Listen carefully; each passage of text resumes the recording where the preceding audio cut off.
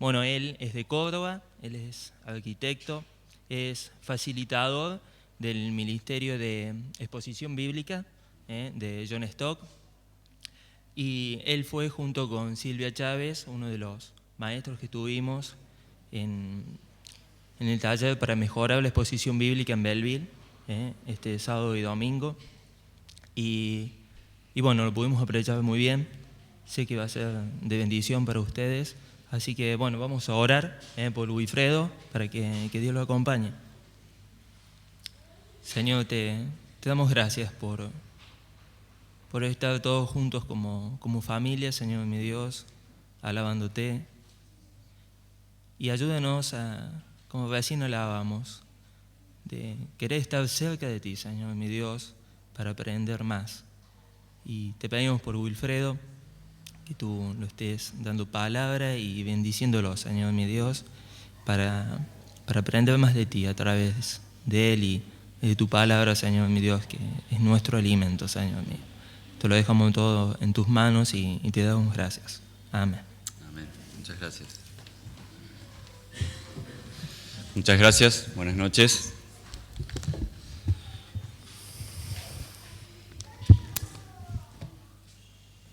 Gracias por la invitación.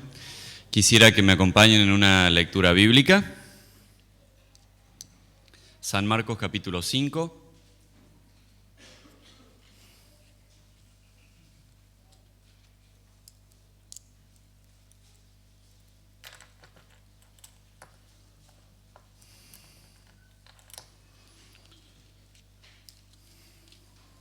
Versículos 1 al 20.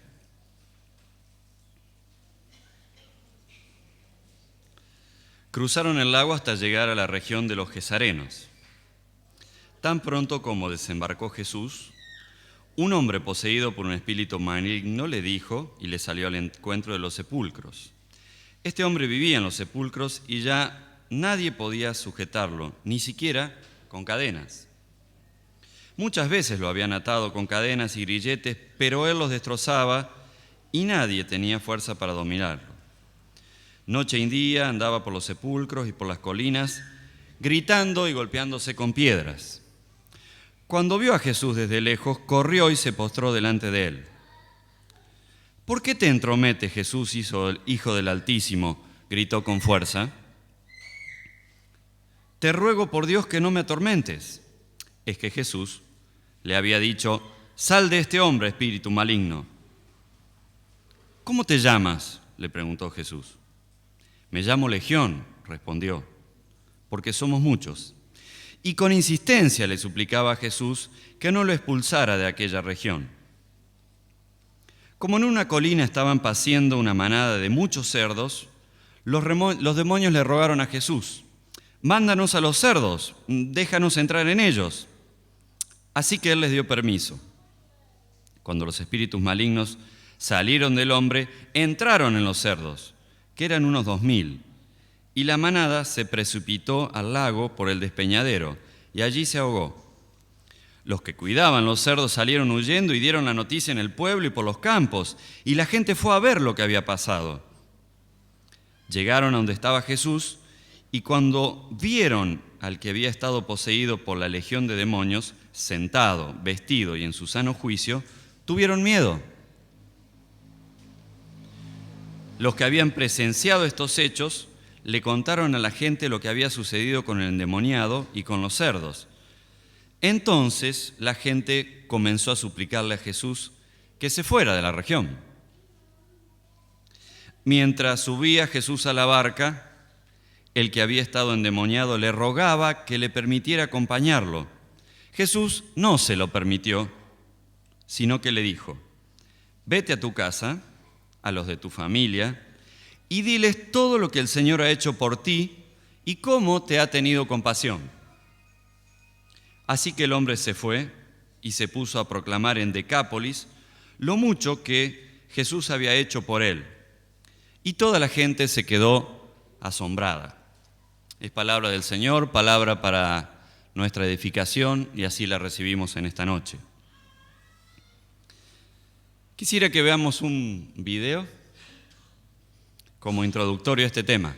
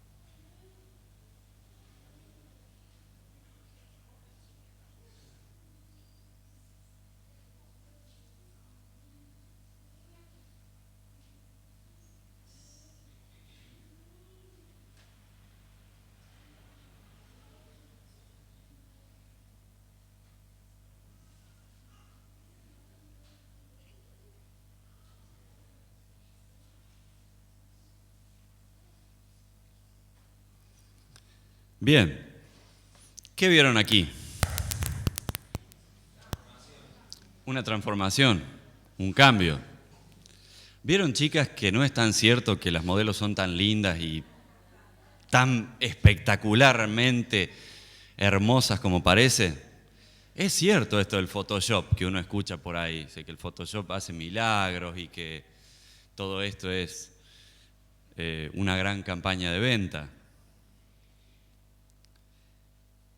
Lo que es cierto es que hay transformaciones que son evidentes, hay transformaciones que se ven, hay transformaciones que parecen contundentes. Y de esto habla el pasaje que hemos visto y con el cual quiero considerar con ustedes en esta noche. Quiero prestar atención primero a algunas cosas que nos dice Marcos, que está tratando de comentar quién es Jesús. El Evangelio de Marcos es la respuesta a la inquietud que había en la iglesia de los años 60 o 70 después de Cristo. Jesús había fallecido por allá en el 33, en el 35, y 30 años más tarde había gente nueva en la iglesia. Y había que empezar a hablar de quién era Jesús porque los que estaban ahí, casi ninguno lo había conocido. Es más, el Evangelio se había extendido. Jesús estuvo andando en 3 provincias, de un lugar insignificante en el Imperio Romano que le tocó vivir, allá en Palestina, a 2.500 kilómetros de Roma.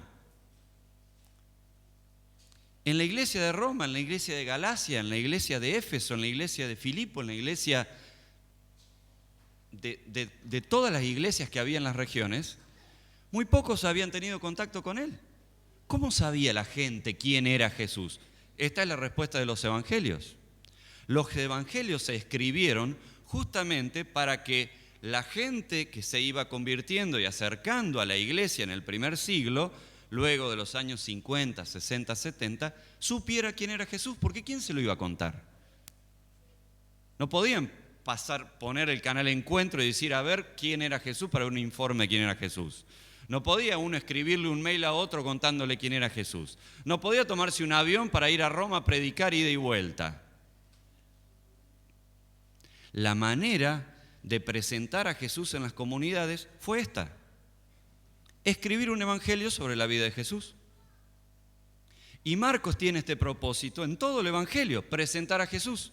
Y es lo que ha venido haciendo anteriormente. El evangelio de Marcos justamente empieza con la historia de Jesús y quién era él y lo que empezó a hacer y cómo Juan el Bautista presenta su ministerio y cómo el Señor es bautizado y cómo Jesús llama a los primeros discípulos y cómo expulsa un espíritu maligno en la sinagoga y cómo sana a muchos enfermos y cómo se retira a orar en un lugar solitario y cómo sana a un leproso, a un paralítico y cómo llama a Leví. ¿Y qué responde Jesús ante los fariseos sobre la pregunta del ayuno y sobre el sábado? ¿Y cómo la multitud se siente atraída por Jesús? ¿Y cómo Jesús nombra a sus discípulos? ¿Y cómo Jesús hace los milagros que hace? ¿Y cómo Jesús comparte de manera sencilla en parábolas sus enseñanzas? ¿Y cómo Jesús explica a través del grano de mostaza, a través de la semilla que crece, a través de una lámpara sobre una repisa, las verdades más importantes del Evangelio? Y cómo Jesús calma una tormenta, y cómo Jesús se encuentra con un endemoniado. Y seguirá contando cómo Jesús hacía todas estas cosas, porque la gente necesitaba saber quién era Jesús y qué había hecho. Y todo escritor, como ustedes, cuando quieren contar una carta a alguien, tienen un objetivo. Bueno, le voy a contar a mi parienta que vive en Europa y que hace mucho que no veo, o que vive en otro lugar lejano a mí, qué fue lo que hice en este año. Y voy a ponerle por orden, le voy a contar en enero, en febrero, en marzo, o le voy a contar cuáles fueron las experiencias más importantes, de las más importantes a las menos importantes. Y el objetivo que tiene este escritor de este evangelio que se compartía y se leía en la congregación de Roma, de Galacia, de Éfeso, era esto: conocer a Jesús, presentar a Jesús. Y uno escoge qué presentar, y uno escoge qué decir en una carta, Y Marcos escogió esto. Y uno de los pasajes que ahora nos toca compartir habla sobre este Jesús. ¿Con qué temas se mete Jesús en el Evangelio? Bueno, se mete con el ayuno y discute con los fariseos, con la gente religiosa de la época. Se mete con la enfermedad y cura. Se mete con una tormenta y le habla al viento y le ordena cosas al mar. Ese es el Jesús que se presentaba en las congregaciones. El Jesús en quien nosotros creemos, se decía en la iglesia de Roma, en la iglesia de Galacia, en la iglesia de Éfeso, es este capaz de discutir con los religiosos de la época cuando los religiosos de la época no tienen en claro cuál es el Evangelio. Es el Señor de la creación. Este Jesús a quien les estamos presentando en Roma, en Galacia, en Éfeso, es Señor de la creación. Es Señor de la enfermedad, es Señor de la muerte. Es capaz de resucitar a la hija de Jairo. Es capaz de entrometerse con la angustia. Es capaz de meterse con la gente desheredada. Es capaz de alimentar a los pobres por pura compasión. Es capaz de esto, es capaz de lo otro, es capaz... Esto es el relato del Evangelio. Esta es la presentación que Marcos quiere hacer y que esa presentación enseñe quién era Jesús en las congregaciones del año 50, 60 después de Cristo. Es interesante notar que en el Evangelio de Marcos este es el primer episodio que se nos relata en donde Jesús no está en su país. El país de Jesús tenía 3 provincias: Judea en el sur, Galilea al medio, Samaria al medio y Galilea arriba. Este era el país en donde Jesús vivió. Pero en este hecho, Jesús dice que toma una barca y se va al otro lado del lago que estaba frente a Galilea, a una región que no era una provincia del país de Jesús. Se va a tierra extraña. Y ustedes saben que los judíos y el pueblo judío tenía este orgullo de ser el pueblo de Dios. Este orgullo de que Dios le había prometido una tierra donde ellos vivirían, y esa tierra era parte de la promesa hecha hace 2500 años a un señor llamado Abraham, a otro llamado Jacob, etcétera, etcétera. Jesús está saliendo de esta región y está en un territorio en donde no es común hablar de la fe en Dios, ni el Dios de Israel, ni el creer en el Dios de Israel. Está como en terreno ajeno. Yo soy entrerriano y cuando aterricé en Córdoba para estudiar, la verdad que me costaba entender hasta cómo hablaban los cordobeses. No solo cómo eran, cómo se vestían, cómo caminaban, cómo era la ciudad de Córdoba, sino cómo hablaban. Y recuerdo haber llegado a la mañana y haberme bajado en la terminal y no entender lo que la gente decía. Pero no porque hablara otro idioma, sino porque la entonación era diferente. Y me sentía extraño. Y tal vez si ustedes fueran a Entre Ríos o a Misiones y escucharían el cantito de los entrerrianos y de los misioneros, se sentirían, pero estos como que hablan otra lengua. Claro, sí, todos nosotros fuimos charrúas o guaraníes antes. Y el idioma castellano se tiñó de palabras guaraníes y de palabras charrúas. Así como el de ustedes se tiñó de palabras comechingonas y de acentos comechingones y de arrastradas. Y cuando uno va tras la sierra, lo que dicen los estudiosos es que como se habla en Tras la Sierra, es como hablaron los cordobeses que le enseñaron castellano a los aborígenes de ahí y ellos estiraron el idioma como les pareció. Y cuando uno escucha a los santiagueños, los escucha cantar en su idioma y los escucha cantar en castellano, pero con su tonada entiende que allí había gente que hablaba de otra manera y que hizo del castellano esto como lo hablan ellos. Bueno, Jesús se siente en tierra extraña acá y está en tierra extraña.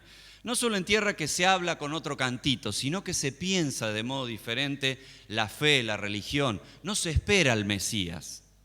No hay un pueblo que aguarde una promesa de que va a venir un Salvador. En esta tierra está Jesús. Y Jesús hace una escapada a esta tierra. Y lo que nos dice Marcos es que cuando llega a esta tierra, se encuentra ¿con quién? Con un endemoniado. ¿Podríamos describirlo según lo que leíamos?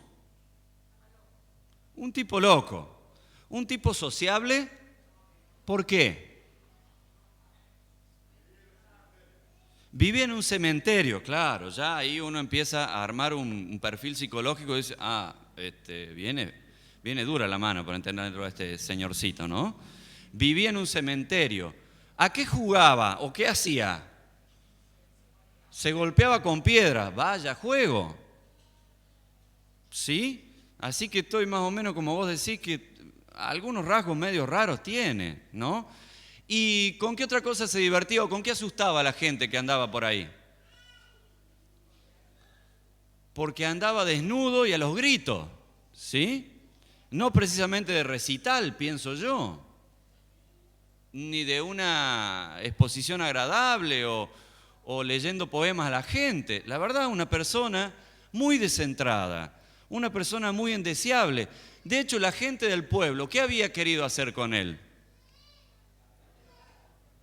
Atarlo, a ver si lo podemos atar. Y lo ataban con cadenas y lo agarraban y él tenía una fuerza descontrolada que las rompía las cadenas.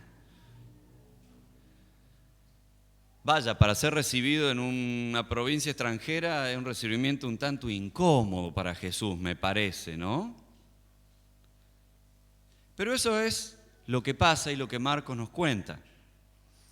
Y hay un diálogo allí entre esta persona y Jesús, porque parece ser que esta persona estaba poseída, así como hay personas que están llenas de bondad porque el Espíritu Santo los llena, y están llenas de paciencia porque Jesús les da paciencia, y están llenas de amor porque Dios les ha llenado de amor.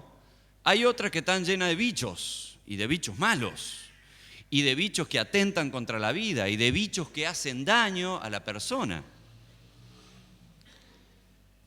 Y Jesús se encuentra con estos bichos malos que estaban adentro de esta persona. Y hay allí un diálogo. Y estos bichos malos reconocen de que el Todopoderoso anda por ahí, porque le dicen, no nos atormentes, déjanos acá, sabemos quién sos. Jesús le dice, ¿y vos quién sos? Y somos muchos los que estamos aquí. Y le pidieron a Jesús que no los saque de esa región, que se querían quedar en la región. Y resulta que a la orilla del lago se ve que había un microemprendimiento de algunas personas que tenían ahí unos ¿qué? Unos cerdos. Bueno, como otros tienen gallina, como usted tiene al fondo de la casa, o no tiene ya más, pero una huertita, o como tiene en un almácigo algún romero, o tiene, no sé, perejil, no sé qué tendrá. Bueno, esta gente tenía su microemprendimiento con los cerdos y allí estaba. Y había gente que estaba cuidando los cerdos, ¿sí? Entonces Jesús dice que les da permiso a estos demonios a que habiten la corporalidad de los cerdos, a que se vayan a los cerdos. Claro, estos bichos malos que estaban adentro del tipo y que le hacía que el hombre juegue a pegarse con piedra, que ande desnudo gritando por las montañas, que lastime su cuerpo de una manera fea, que sea un ser despreciable, ¿qué hicieron con los cerdos? Lo mismo que estaban haciendo con este hombre, matándole la vida, haciéndole infructuosa todo tipo de vida. ¿Qué hicieron con los cerdos estos bichos malos? Matarlos. Porque como Jesús dice en algún otro lado, yo he venido para que tengan vida y para que la tengan en abundancia, pero hay otros que han venido para robar, matar y destruir. Esto es la acción del que viene para robar, matar y destruir la vida humana. Y que es el que se opone a Dios, al Todopoderoso. Claro, usted imagínese, si ustedes hubieran estado en ese microemprendimiento y ustedes son los que cuidan los cerdos, ¿qué hacen? Van a dar la noticia urgente. Che, mirá, nosotros los estábamos cuidando. No es que ahora nos eche la culpa a nosotros, el patrón, de que fuimos los que agarramos a patada a los cerdos y nos pusimos a jugar a ver cuál de todos llega más lejos antes de ahogarse. No, vamos y le contamos a nuestro patrón qué fue lo que pasó, que es algo raro. Vino un tipo que bajó de la barca con otra gente que se encontró con el loco que tenemos allá, en las cuevas, se puso a hablar con él, sacó los demonios adentro, los metió adentro de los cerdos y los cerdos se tiraron de cabeza al lago y se murieron todos. Así que eso fue la noticia que llevaron. Imagínense el estado de conmoción de estas personas para entender el hecho. Si a nosotros hasta nos cuesta entender un poco eso. Pero pónganse en la piel, pónganse en esta situación.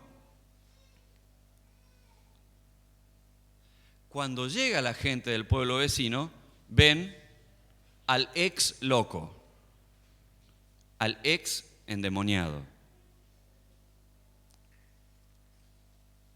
La reacción que produce este Jesús que nos presenta el Evangelio de Marcos y que se compartía en las iglesias en Roma, Galacia, Éfeso, es de espanto. Y la verdad que sí, espanta a un Jesús tan poderoso.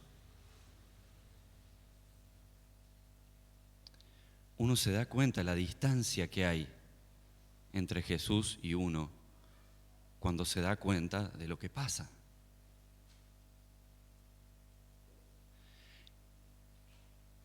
El texto anterior de cuando Jesús calma la tormenta termina con una pregunta de los discípulos de Jesús que habían estado con él y que lo habían visto. Sanar a los enfermos, discutir con los religiosos y todo lo que dije antes que el Evangelio de Marcos ya viene relatando. ¿Saben cuál es la pregunta de los discípulos con que termina el pasaje de la tormenta?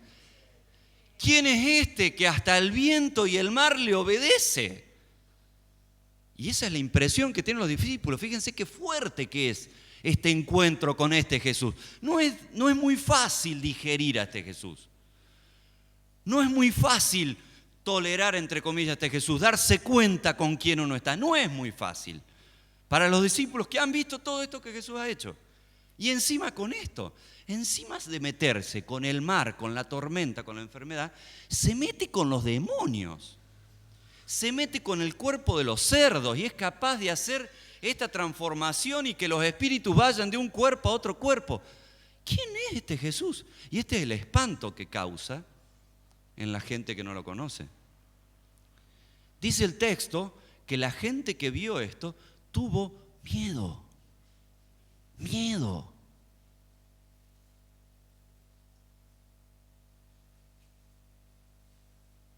¿Y qué le pidieron? Che, está todo bien lo tuyo, pero ¿podés agarrar la barca y picártela de nuevo donde viniste? Los primeros, obviamente, que le pidieron esto, ¿quién? Y los empresarios que perdieron 2.000 chanchos. Seguía haciendo milagro, pero maestro, nos hace de goma la economía regional. ¿De qué vamos a vivir nosotros ahora? Vamos a tener que pedirle al gobierno un nuevo microemprendimiento, porque ¿qué hacemos ahora? Así que volvete a tu región. Serás muy bueno, tendrás mucho para dar, será fantástico lo tuyo, pero qué sé yo. ¿Cómo arreglamos esto, Jesús? Y evidentemente este Jesús causó miedo, causó espanto. Y hubo gente que le pidió que se retire. Sos demasiado para nosotros, Jesús. Pero hay una persona en este relato para quien Jesús no es demasiado.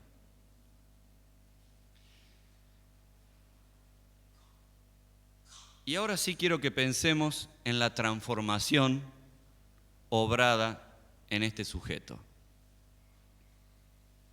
Cuando llega la gente, ¿cómo lo encuentra el endemoniado? Sentado, tranquilo, en su sano juicio, vestido. Fíjense el contraste que está planteando Marcos. Es muy inteligente Marcos cuando nos cuenta esto. Marcos tiene una intención. No crean que estos escritores escriben porque sí, porque tienen que llenar hojas para que en la Biblia nuestra nos entre. No, definitivamente no. Si esto es palabra de Dios para que nosotros crezcamos en la fe, prestemos atención a lo que dice, porque Marcos tiene una intención. Y así como lo describió con lujo de detalles a este ser humano maltratado y atravesado por lo más grande del mal, nos va a pintar una transformación ahora también, a la que hay que estar atentos. y que no es precisamente una transformación de afuera como la que vimos al principio de esta predicación. Sin Photoshop, en vivo y en directo y en serio, con todas las letras. Este hombre, incapaz de estarse quieto, este hombre que maltrataba su cuerpo, este hombre que se hacía daño, este hombre insociable, está sentado, tranquilo y en su sano juicio. Este hombre poseído por un montón de bichos malos que causaban daño a su vida, está ahora liberado.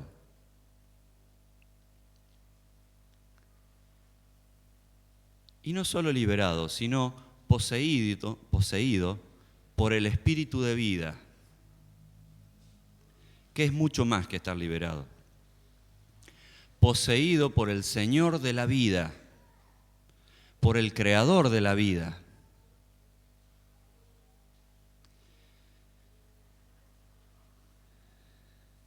Este hombre incapaz de movilizar su voluntad de una buena manera, este hombre incapaz de controlarse, este hombre capaz de hacer algo bueno por sí mismo, es el que moviliza su voluntad y cuando Jesús se sube a la barca para irse, ¿qué le pide? Déjame que te acompañe. Fíjense cómo moviliza su voluntad. Fíjense cómo ha sido reconstruida la voluntad de este ser humano. Este ser humano incapaz de proponer algo bueno a la sociedad y hasta él mismo, sabe reconocer qué es lo bueno y sabe movilizar su voluntad. Quiere hacer cosas. Y una de las cosas que quiere hacer, ahora poseído por el bien, es que ser parte de estos que andan haciendo el bien como Jesús anda. Déjame que te acompañe. Déjame ser de los que andan con vos sembrando el bien. Déjame participar de esto. Fíjense cómo está reconstruida la voluntad de este ser humano. Se entiende esto de la voluntad, ¿no? La voluntad es aquello que es lo que uno quiere hacer, cuando uno manifiesta deseo de hacer algo. Y esta persona, incapaz de hablar con alguien, ahora habla, y cuando habla, quiere ser parte del bien. Están captando la transformación, ¿no? Están poniendo atención a los detalles que Marcos nos está tirando en este pasaje.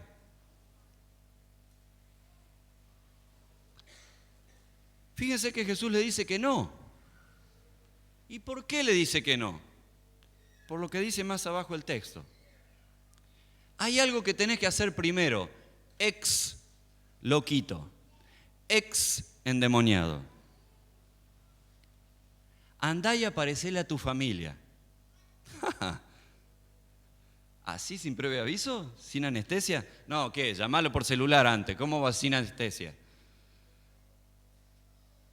Sí. Anda a tu familia. ¿Y sabes qué? En vez de acompañarme a mí, quédate acá en tu tierra y anda a tu familia. Y anda a tu pueblo. Y anda a contar en el pueblo qué. Cómo Dios ha tenido misericordia, compasión de vos. No vengas conmigo, yo voy a hacer mi trabajo en mi país. Vos quédate acá, en el tuyo. Y andá a contarle a la gente que es parte de tu historia y que te conoció, ¿cómo fue que se operó esta transformación en vos? ¿Y quién lo operó? Haz eso por mí. Tenés ahí el lugar de trabajo que querés tener. Tenés ahí el lugar de bien, el lugar de bendición que querés tener.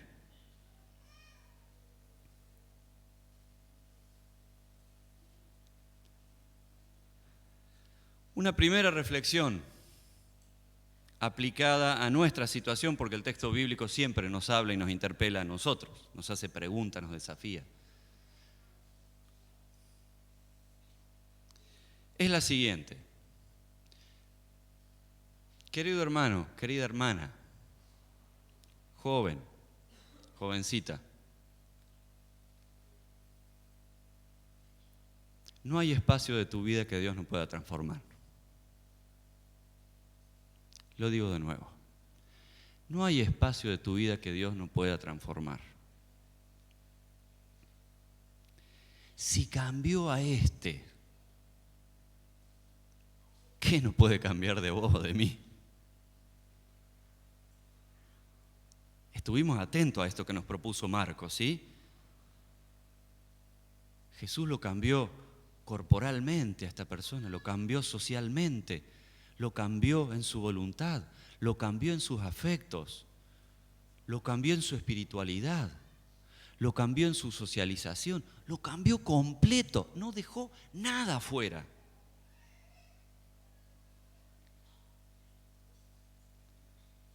No hay nada que esté fuera de lo que el Dios de vida puede hacer en tu vida y en la mía. No hay nada.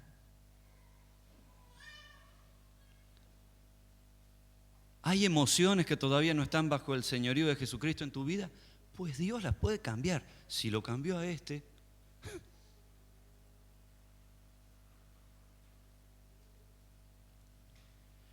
Hay cuestiones sociales de tu inserción, de tu manera de tratar a la gente, de tu manera de ser social que tienen que cambiar en tu vida. Dios lo puede hacer si lo cambió a este.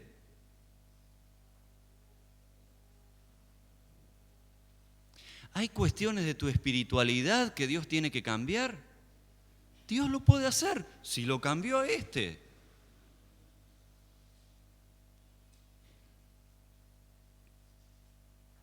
Hay cuestiones de tu carácter, de tu personalidad, de cómo sos, de cómo soy. En mis círculos afectivos íntimos, con mis hijos, con mi esposa, con mi familia, con mis primos, con mis tíos. Hay cosas que no he podido superar en esto.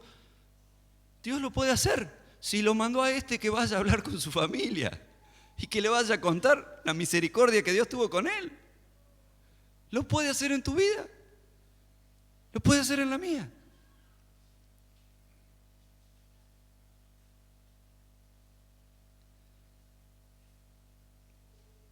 No hay nada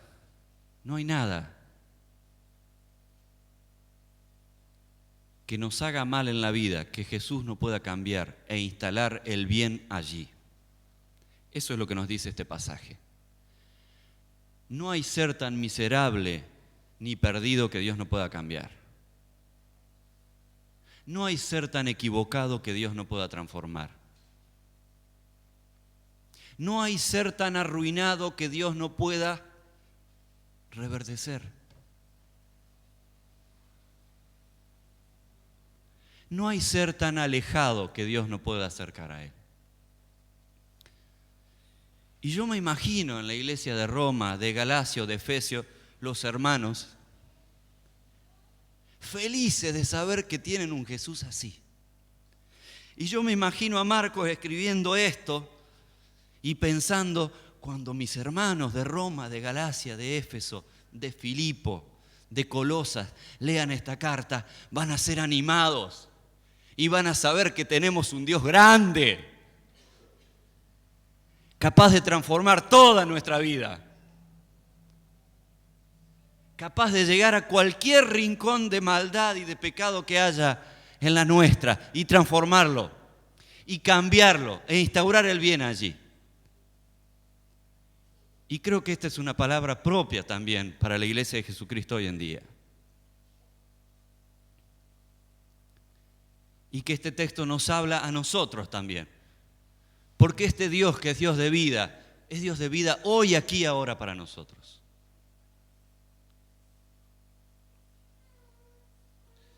Y la segunda cosa que me parece que este texto nos dice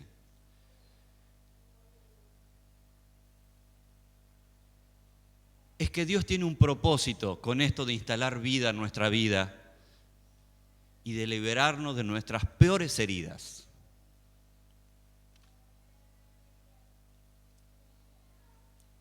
Y ese objetivo es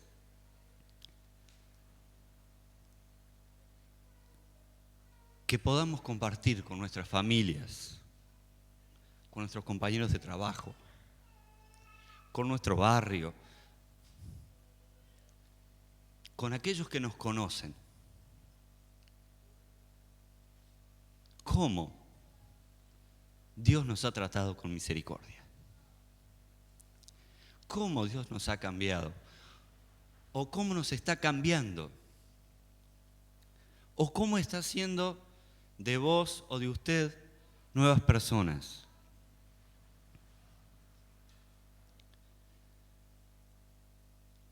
Dios está haciendo en su iglesia hoy en día gente de bien, nuevas personas, nuevas criaturas,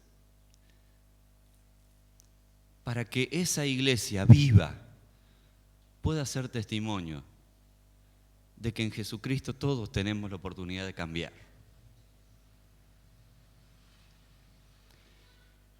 Y de ser partícipes de una vida llena, abundante, preciosa.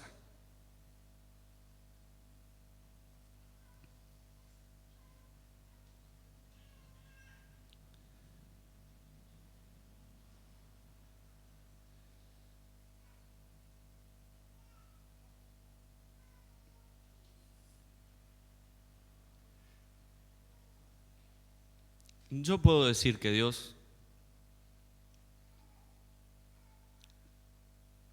ha cambiado y está cambiando mi vida.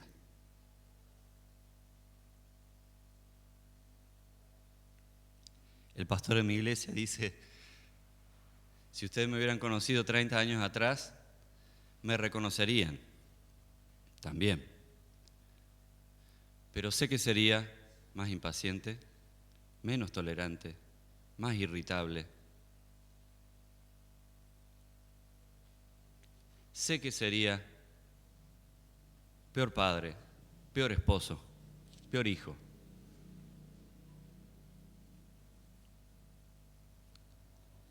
Y dice él, por gracia de Dios soy lo que soy. Porque Dios, en su misericordia, me está cambiando. Y me está haciendo una persona de bien que sigue a Jesús como discípulo de Él. Y ese es un testimonio que debe dar todo cristiano.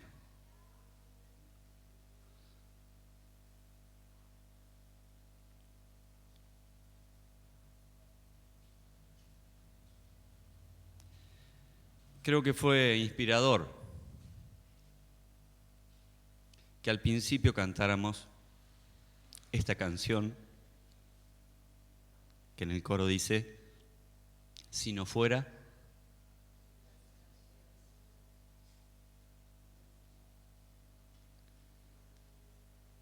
¿dónde estarías? ¿Dónde estaríamos? ¿Quiénes seríamos?